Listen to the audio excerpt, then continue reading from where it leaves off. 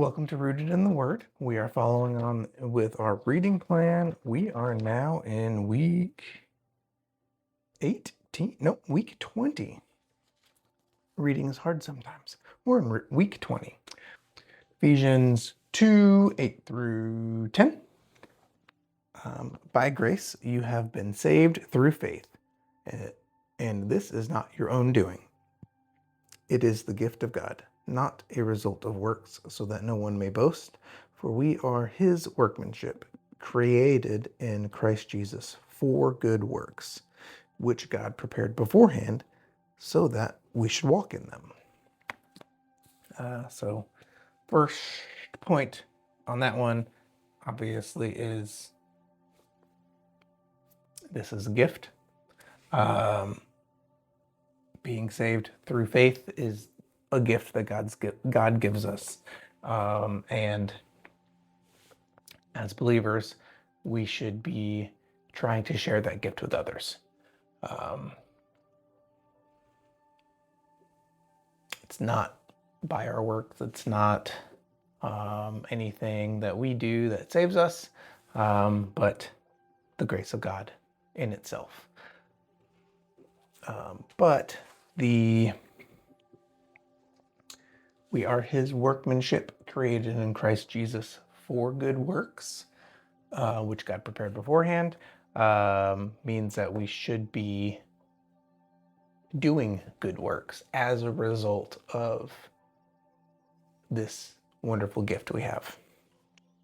So I just kind of got a little curious on that, and did a little bit of research on charity, basically, to see if believers or religious are actually doing more good, basically.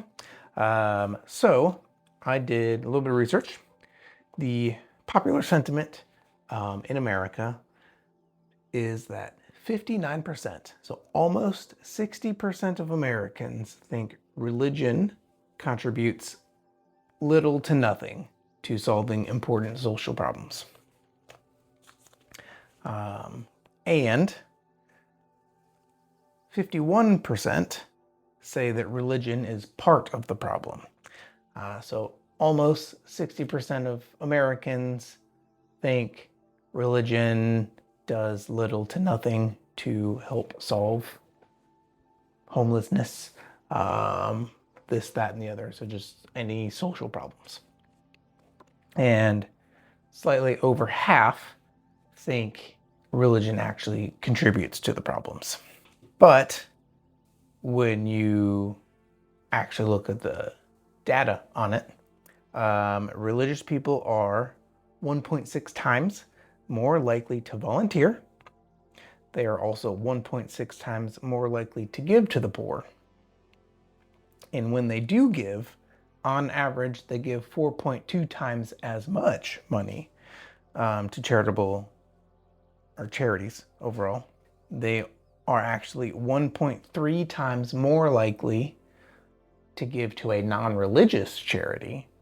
The religious are 2.5 times more likely to adopt a child.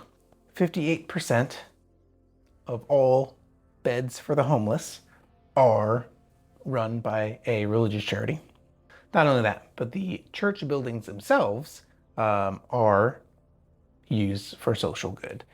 So 11% of the time when someone visits a church building, they are actually going to go to the service. The other 89% of the visits are for other purposes, such as daycare, school, and other community programs that are housed inside the church. To me, it sounds like the religious community is doing a lot of good for the community overall. And I guess we really are living out Matthew 6:3 pretty good, where we give so that your left hand doesn't know what your right hand is doing. Because popular sentiment is that the religious community isn't helping at all, or helping very little. So I just thought that was interesting. on that. And then Ephesians 3 is the mystery of the gospel revealed. So the mystery is that the Gentiles are fellow heirs, members of the same body, and partakers of the promise in Christ Jesus through the gospel. All believers are on the same team, and that we should be working together, which was kind of manifest in all the social good that religious organizations do, because they see everybody as a child of God, basically. And if you see a family member in need, you're going to help out. So that is one thing that the mindset, I guess, of this kind of gets manifested, is that we are all heirs to the same promise. With that mindset, we should all be actively trying to spread the gospel. As believers, there is neither Jew nor Gentile, slave nor free, male nor female. We are all children of God. So we shouldn't see those distinctions, and we should be doing that Great Commission, spreading the word, and trying to save the lost, because those are the only two distinctions that really matter, saved or lost.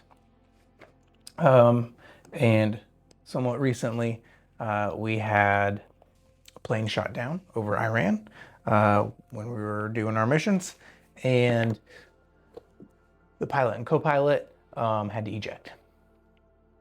Pilot landed in a safe territory and was rescued within like 3 or 4 hours. We had our guy back. The co-pilot, I guess, ejected a little bit later or a little sooner. They didn't eject at the same time.